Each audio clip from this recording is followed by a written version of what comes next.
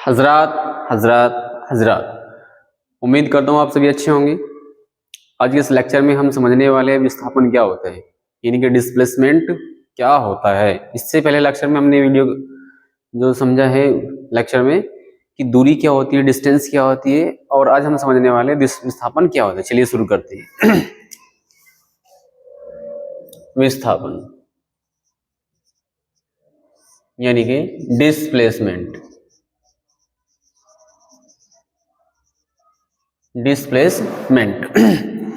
देखिए दूरी क्या होती है। अगर कोई वस्तु एक पॉइंट से दूसरे पॉइंट तक जाती है तो एक पॉइंट से दूसरे पॉइंट तक जाने के लिए जिस रास्ते को वो तय करती है, उस रास्ते की जो लंबाई होती है उसको हम क्या कहते हैं, दूरी कहते हैं।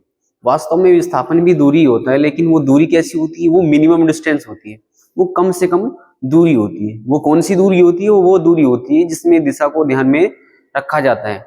यानी दिशा को ध्यान में रखकर जो दूरी तय की जाती है उसी को हम विस्थापन कहते हैं। या दो बिंदुओं के बीच की जो न्यूनतम दूरी होती है उसको हम विस्थापन कहते हैं। या किसी वस्तु की स्थिति में जो परिवर्तन होता है उस परिवर्तन को हम क्या कहते हैं, दूरी कहते हैं। बात समझ में आती है।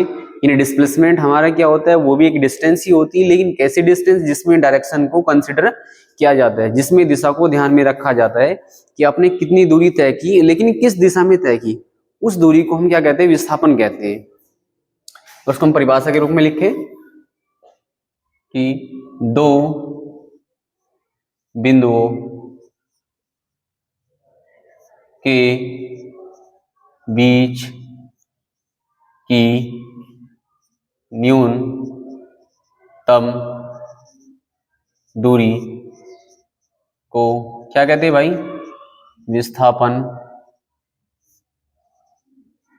कहते हैं। या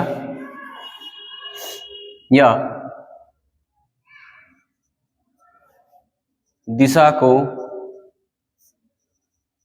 ध्यान में रखकर चली गई दूरी क्या कहलाती है, विस्थापन कहलाती है। इसका अगर हम इंग्लिश में कन्वर्जन करें तो क्या होगा कि the minimum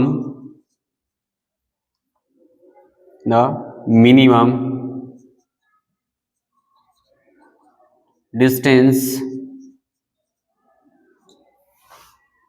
between two points travelled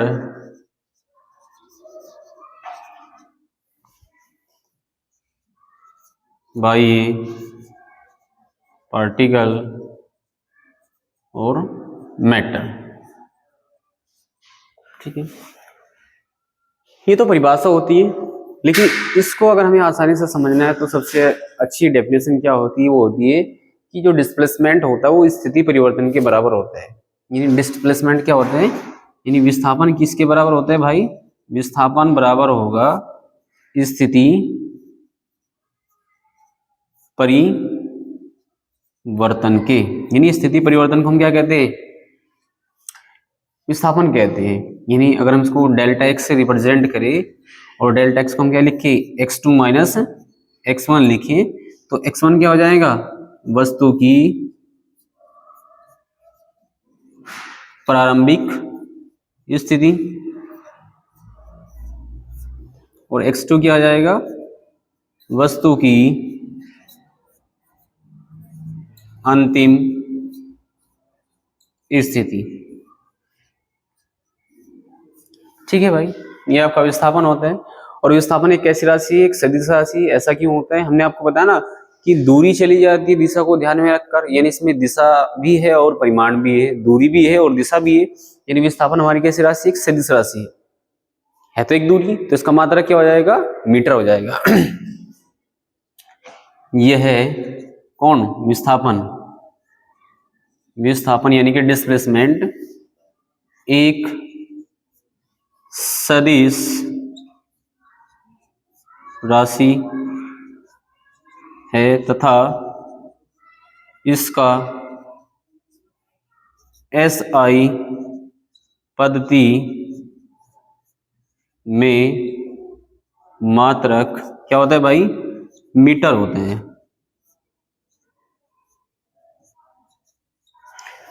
देखो ये तो एक लंबी चौड़ी कहानी है। अब अगर इस कहानी को समझना है तो हमें न्यूमेरिकल अप्लाई करने होंगे, न्यूमेरिकल प्रॉब्लम सोल्व करनी होगी। जब तक हम न्यूमेरिकल सोल्व नहीं करेंगे तब तक हमारी समझ में ना तो दूरी आएगी और ना ही विस्थापन आएगा। तो चलिए हम इसमें एक न्यूमेरिकल सोल्व करते हैं। आप लोग एक बार जैसे नोट कर लो।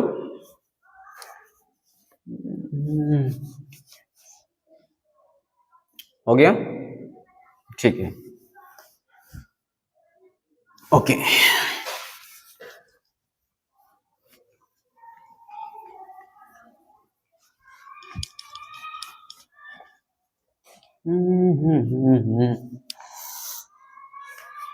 मान लेते हैं हमारे पास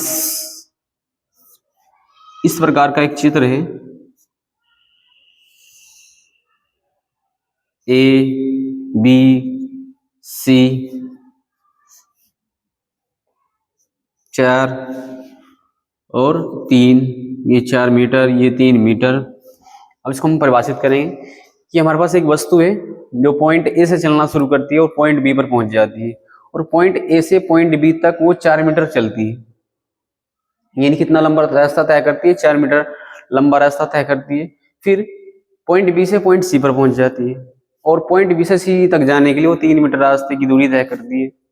अब हमारा क्वेश्चन ये है कि उस वस्तु का विस्थापन कितना है, यानी कि विस्थापन क्या निकालना है हमें, विस्थापन यानी कि AC।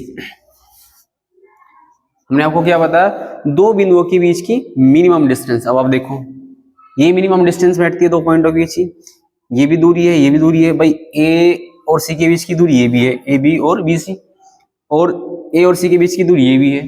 तो दो बिंदुओं के बीच की मिनिमम डिस्टेंस, कम से कम दूरी क्या होगी, उसका विस्थापन हो जाएगी। इसको हम कैसे निकालेंगे,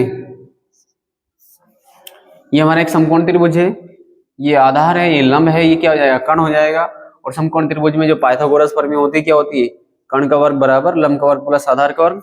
यानी कर्ण बराबर क्या हो जाएगा, 3 का वर्ग प्लस 4 का वर्ग, और 3 का वर्ग कितना होता है 9, और 4 का वर्ग कितना होता है 16, और 16 9 25, और 25 का वर्गमूल क्या होता है 5। यानी विस्थापन हमारा कितना है भाई 5 मीटर। देखो कम से कम दूरी है नहीं। अगर हम वस्तु की दूरी निकालें, वस्तु द्वारा चली गई दूरी, चली गई दूरी कितनी हो जाएगी भाई, AB प्लस BC, यानी कि 4 प्लस 3 यानी कि 7 मीटर। यानी हम ये देख रहे हैं कि विस्थापन जो है दूरी से कम है। इसका मतलब क्या है, विस्थापन हमेशा या तो दूरी के बराबर होगा या दूरी से कम होगा, दूरी से ज्यादा नहीं होगा। हम ये कह सकते हैं कि विस्थापन हमेशा क्या होगा, लेस देन इक्वल टू क्या, दूरी। विस्थापन हमेशा या तो दूरी के बराबर होगा या दूरी से कम होगा, दूरी से ज्यादा नहीं होगा।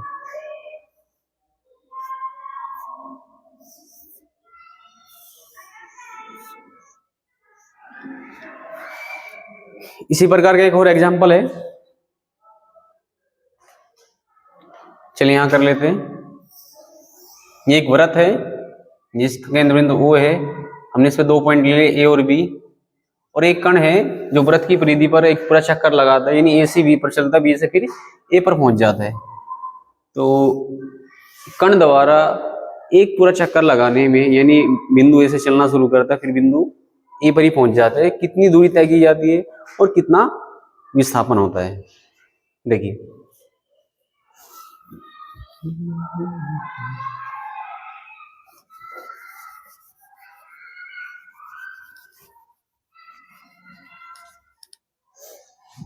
देखिए हमारा जो कण होता है वो यहाँ से चलना शुरू करता है, और ये हमने माना व्रत है तो इसकी व्रत की हम त्रिज्या भी मान लेते हैं यार। यहाँ से चलना शुरू करता है, पॉइंट बी पर पहुंच जाता है, पॉइंट बी से फिर कहाँ पहुंच जाता है, ए पर पहुंच जाता है। तो कण द्वारा एक चक्कर में चली गई दूरी कितनी होगी भाई? देखो कण यहाँ से चलना शुरू करता है और फिर यहाँ पर पहुंच जाता है, और दूरी क्या होती है? रास्ते की लंबाई को कहते हैं। यानी यहाँ से रास्ता चलना शुरू होता है और यहाँ तक पहुंच जाता है, ये पूरा एक रास्ता होता है। और इस रास्ते को हम क्या कहते हैं? वृत्त की परिधि कहते हैं, यानी कि वृत्त की परिधि यानी कि 2πr। ये क्या होगी? इसकी दूरी। और विस्थापन क्या होगा भाई? विस्थापन, देखिए मैंने आपको बताया विस्थापन क्या होता है? स्थिति परिवर्तन यानी कि डेल्टा एक्स, यानी स्थिति में परिवर्तन, डेल्टा एक्स यानी कि x2 माइनस x1। अब देखिए x2 क्या है? कण की दूसरी स्थिति यानी कि अंतिम स्थिति। तो कण कहां से चलना शुरू करता है? ए पर से चलना शुरू करता है और फिर कहां पहुंच जाता है? ए पर पहुंच जाता है। मान लेते जैसे कि आप अपने घर से चले और घूम फिर कर सांझ के टाइम आप कहाँ गए? शाम के टाइम आप अपने घर पर आ गए, तो आपकी स्थिति अब क्या होगी? जहां से आप चले थे आप वहीं आ गई, ठीक है। और x1 क्या आता है कि जहां से आप चले थे, यानी कि दोनों स्थिति बराबर है, दोनों ही स्थिति बराबर है। यानी सुबह आप घर पर थे और शाम के टाइम भी आप घर पर हो, तो आपकी स्थिति में कोई परिवर्तन नहीं हुआ। इसका मतलब क्या हो जाएगा? कण द्वारा एक पूरा चक्कर लगाने में कण का जो विस्थापन होगा कितना हो जाएगा? 0 हो जाएगा। हाँ, समझ में आती है? विस्थापन को समझने के लिए हम एक ही परिभाषा को यूज करते हैं, डेल्टा एक्स यानी स्थिति परिवर्तन, सेकंड माइनस फर्स्ट। अगर कंसेप्ट समझ में आई है तो वीडियो को लाइक करें, शेयर करें और चैनल को सब्सक्राइब करना न भूलें। और वीडियो को पूरा देखने के लिए आप सभी का बहुत बहुत धन्यवाद।